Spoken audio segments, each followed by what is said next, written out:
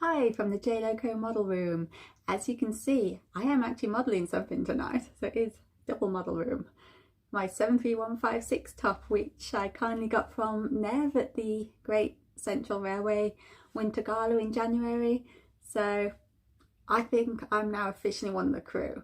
So as long as they don't expect me to get doing any work on the footplate there, I'm actually thinking I can probably happily control the footplate here. So let's get my standard 73156 out, give them a couple of laps of Growland tonight, I think.